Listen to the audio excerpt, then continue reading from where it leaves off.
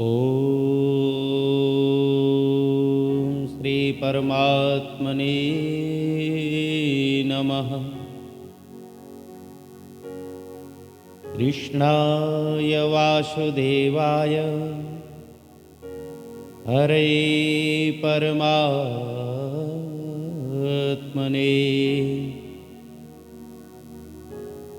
प्रणतः क्लेशनाशाय गोविन्दाय नमो नमः।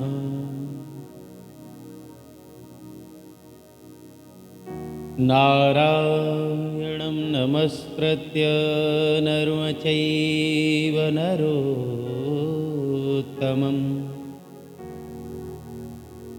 दैवीं सरस्वतीं व्यासं ततो जयमुदीरये। नारायण। बोलिए श्रीमद्भागवत भगवान की जय। बोलिए श्री सद्गुरुदेव भगवान की जय। नारायण। प्रातः स्मरणीय अर्चनीय वंदनीय परम पूज्यपाद अनंत विभूषित ममदेव श्री सद्गुरुदेव भगवान के उन दिव्य श्री चरण कमलों में हमारा बार बार साष्टांग दंडवत प्रणाम स्वीकार हो एवं आप सभी भगवान के प्रेमी श्रोता भक्त जनों का हमें श्री भागवत महापुराण रूपी सत्संग सत्र में बहुत बहुत स्वागत करते हैं। आप हमारे साथ श्री वेदव्यास जी महाराज द्वारा रचित श्रीमद् भागवत महापुराण की मूल कथा का श्रवण कर रहे हैं, जिसमें प्रथम स्कंद के अंतर्गत आज आप 17वें अध्याय का श्रवण करेंगे, जिसका प्रसंग है महाराज परीक्षित द्वारा कलियुग का दमन। महाराज परीक्षित ऐसे धर्मात्मा चक्रवर्ती सम्राट हुए जिन्होंने काल का भी दमन कर दिया। श्री सूची महाराज कहते हैं कि सौनक जी, जहां पर धर्म बैल का रूप लेकर के और धरती माता गाय का रूप लेकर के दोनों आपस में इस कलकाल के बारे में बातचीत कर रहे थे, तो उसी समय परीक्षित महाराज वहां पहुंच गए और देखा एक राजवेशधारी शूद्र हाथ में डंडा लिए हुए है और गाय बैल के एक जोड़े को बुरी तरह से पीट रहा है, जैसे उनका कोई स्वामी न हो, कोई रक्षक न हो। और वो कमल तंतु के समान श्वेत रंग का बैल, 3 पैर उसके कटे हुए हैं, एक पैर से खड़ा खड़ा कांप रहा है तथा शूद्र की ताड़ना से पीड़ित और भयभीत होकर के मलमूत्र का त्याग कर रहा है। धर्मोपयोगी दूध, घी आदि हविष्य पदार्थों को देने वाली वो गाय भी बार बार शूद्र के पैरों की ठोकरें खा करके अत्यंत दीन हो रही थी। एक तो वो स्वयं ही दुबली पतली थी, दूसरे उसका बछड़ा भी उसके पास नहीं था और बड़ी भूखी थी। उसकी आंखों से आंसू बह जा रहे थे। तो सोने के रथ पर सवार हुए राजा परीक्षित ने अपना धनुष चढ़ा करके और मेघ के समान गंभीर वाणी में कहा कि अरे तू कौन है जो बलवान होकर भी मेरे राज्य के इन दुर्बल प्राणियों को सता रहा है? तूने बहुरूपीय की भांति वेश तो राजा का धारण कर रखा है, लेकिन तेरा कर्म तो शूद्र के जैसा है। हमारे दादा अर्जुन के साथ भगवान श्री कृष्ण की परम धाम पधार जाने पर इस प्रकार निर्जन स्थान में निरपराधों पर प्रहार करने वाला तू अपराधी कौन है बता। और उन्होंने बैल रूपी धर्म से पूछा कि कमल नाल के समान आपका श्वेत वर्ण है और 3 पैर न होने पर भी आप एक ही पैर से चलते हो फिरते हो, ये देख कर के मुझे तो अत्यंत कष्ट हो रहा है। आप मुझे अपनी पीड़ा बतावें, क्योंकि अभी ये भूमंडल कुरवंशी नरपतियों के बाहुबल से सुरक्षित है और इसमें आपके सिवाय और किसी भी प्राणी की आंखों से शोक के आंसू बहते हुए मैंने नहीं देखे। हे धेनुपुत्र, अब आप शोक न करें और इस शूद्र से निर्भय हो जाएं। हे गौमाता, मैं दुष्टों को दंड देने वाला हूं, इसलिए आप आंसू मत भाव, अब रो मत, आपका कल्याण हो। हे देवी, जिस राजा के राज्य में दुष्टों के उपद्रव से सारी प्रजा त्रस्त रहती है, उस मत वाले राजा की कीर्ति, आयु, ऐश्वर्य, विद्या, धन, संपत्ति, परलोक सब नष्ट हो जाते हैं।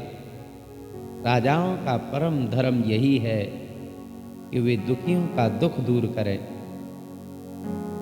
और ये महादुष्ट और प्राणियों को पीड़ित करने वाला है, इसलिए इसे मैं अभी मार डालूंगा। हे सुरभि नंदन, आप तो 4 पैर वाले जीव हैं, आपके 3 पैर किसने काट दिए? श्री कृष्ण के अनुयायी राजाओं के राज्य में कभी कोई भी आपकी तरह दुखी न होए। हे वृषभराज, आपका कल्याण हो और बताइए कि आप जैसे निरपराध साधुओं पर किस दुष्ट ने पांडवों की कीर्ति में कलंक लगाया है। जो किसी निरपराध प्राणी को सताता है, उसे चाहे वो कहीं भी रहे, मेरा भय अवश्य होगा। दुष्टों का दमन करने से साधुओं का कल्याण ही होता है। इसलिए जो उद्दंड व्यक्ति निरपराध प्राणियों को दुख देता है, वो चाहे साक्षात देवता ही क्यों न होए, मैं उसकी बाजबंद से विभूषित भुजा को काट डालूंगा। आप आपत्ति काल के मर्यादा का उल्लंघन करने वालों को शास्त्र अनुसार दंड देते हुए अपने धर्म में स्थित लोगों का पालन करना राजाओं का परम धर्म है। अब तो धर्मराज ने कहा कि राजन, आप महाराज पांडु के वंशज हैं, आपका इस प्रकार दुखियों को आश्वासन देना आपके योग्य है, क्योंकि आपके पूर्वजों के श्रेष्ठ गुणों ने भगवान श्री कृष्ण को उनका सारथी और दूत आदि बना दिया था। हे राजन, शास्त्रों के विभिन्न वचनों से मोहित होने के कारण हम उस पुरुष को नहीं जानते जिससे क्लेशों के कारण उत्पन्न होते हैं। जो लोग किसी भी प्रकार के द्वैत को स्वीकार नहीं करते हैं, वे अपने आप को ही अपने दुख का कारण बतलाते हैं। कोई न काओ सुख दुख कर दाता, निज कृत कर्म भोग शव भ्राता। जो लोग किसी भी प्रकार के द्वैत को स्वीकार नहीं करते, वो स्वयं को ही कारण मानते हैं। कोई प्रारब्ध को कारण मानते हैं तो कोई कर्म को, कुछ लोग स्वभाव को, तो कुछ लोग ईश्वर को दुख का कारण मानते हैं। किन्हीं किन्हीं का ऐसा भी निश्चय है कि दुख का कारण न तो तर्क के द्वारा जाना जा सकता है, न वाणी के द्वारा बतलाया जा सकता है। ये राजऋषि, अब इनमें कौन सा मत ठीक है, ये आप अपनी बुद्धि से विचार कर लें। सूत जी महाराज कहते हैं कि हे सौनक जी, धर्म का ये प्रवचन सुनकर के सम्राट परीक्षित बहुत प्रसन्न हुए। उनका खेद मिट गया और उन्होंने शांत चित्त होकर के उनसे कहा कि धर्म का तत्व जानने वाले वृषभदेव, आप धर्म का उपदेश कर रहे हैं, अवश्य ही आप वृषभ के रूप में साक्षात स्वयं धर्म है। आपने अपने को दुख देने वाले का नाम इसीलिए नहीं बताया कि अधर्म करने वाले को जो नरकाद प्राप्त होते हैं वही नरकाद निंदा करने वाले, चुगली करने वाले को होते हैं। अथवा यही सिद्धांत निश्चित है कि प्राणियों के मन और वाणी से परमात्मा के माया के स्वरूप का निरूपण नहीं करना और ना ही माया के स्वरूप का निरूपण किया जा सकता है।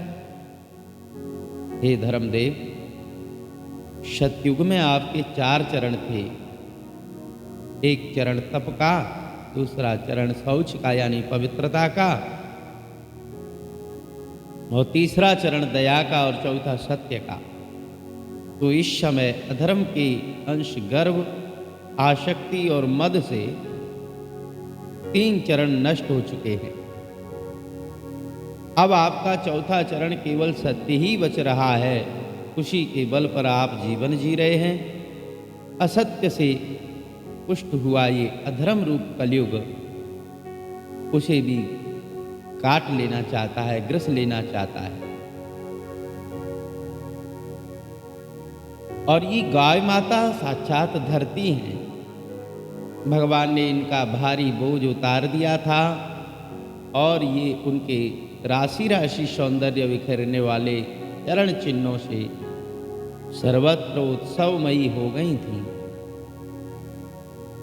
अब ये इनसे बिछुड़ गई हैं। ये साध्वी अभाग्नि के समान नेत्रों में जल भर करके ये चिंता कर रही है कि अब राजा का स्वांग बना करके ब्राह्मणों से द्रोह करने वाले शूद्र ही मेरा उपभोग करेंगे, इसीलिए ये दुखी हो रही है।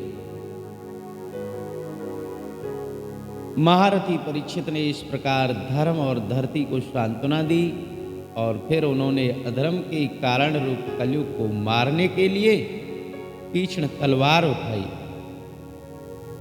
कलयुग समझ गया कि ये तो अब मुझे मार ही डालना चाहते हैं, इसलिए झटपट उसने अपने राज चिन्ह उतार डाले और भयभीत होकर के उनके चरणों में अपना सिर रख दिया। परीक्षित महाराज शरणागत वत्सल थे। उन्होंने जब कलयुग को अपने पैरों पर पड़े देखा तो कृपा करके उसको नहीं मारा और मुस्कुराते हुए बोले कि जब तू हाथ जोड़ करके शरण में आ ही गया है तो अर्जुन के यशस्वी वंश में उत्पन्न हुए किसी भी वीर से तुझे डरने की कोई आवश्यकता नहीं, परंतु तू अधर्म का सहायक है, इसलिए तुझे मेरे राज्य में बिल्कुल नहीं रहना चाहिए।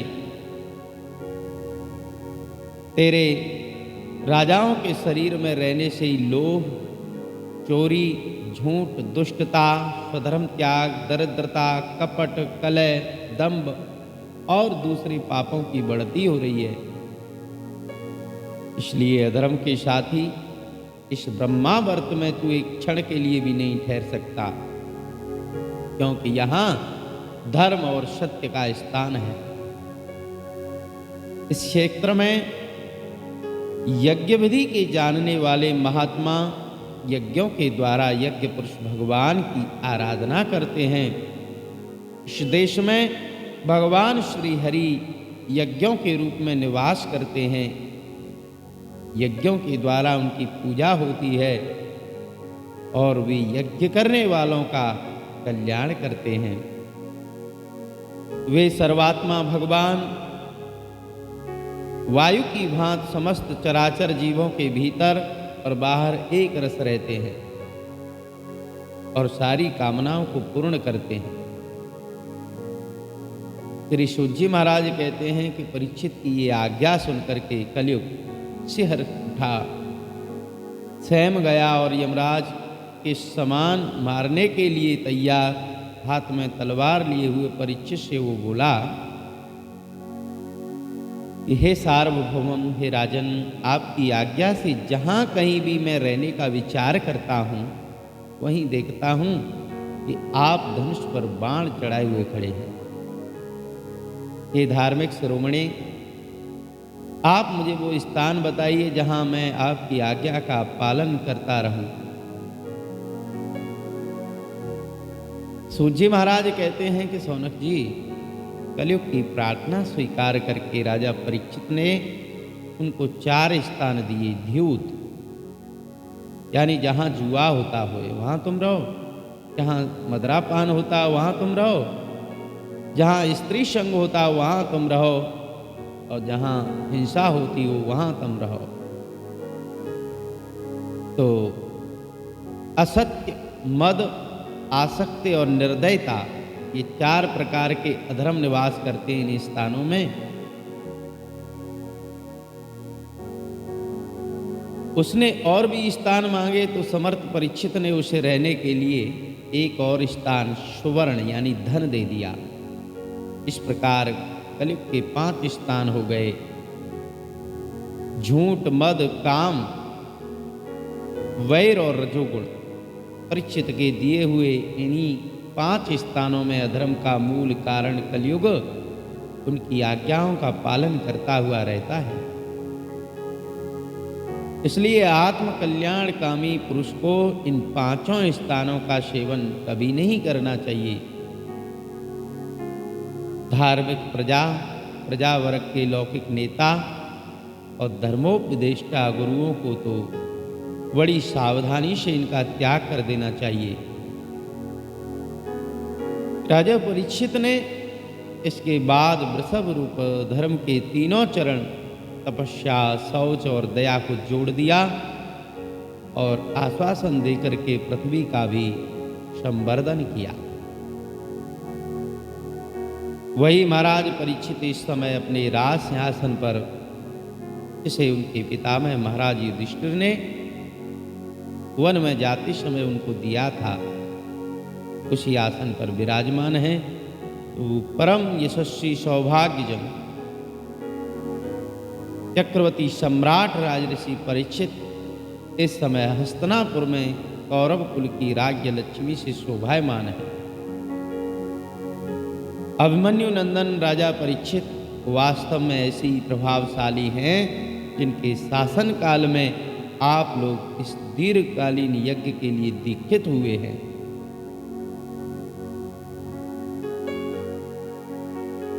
बोलिए श्री सच्चिदानंद भगवान की जय। नारायण। आप सभी भक्तजन हमारे साथ श्रीमद् भागवत महापुराण की मूल कथा के प्रथम स्कंद में 17वें अध्याय का श्रवण कर रहे थे, जो अब पूर्ण हुआ। इसी के साथ हम कथा में विश्राम लेते हैं और इससे आगे की कथा आपको अगले समय में श्रवण कराएंगे। आप सभी भक्तजनों से विनती है कि आप हमारे YouTube चैनल को सब्सक्राइब कर लें, वीडियो को लाइक कर लें और वीडियो को शेयर कर दें दूसरे भक्तजनों के पास। कोई सुझाव हो तो कमेंट के माध्यम से हमें अवगत करावें। ओम शांति शांति शांति।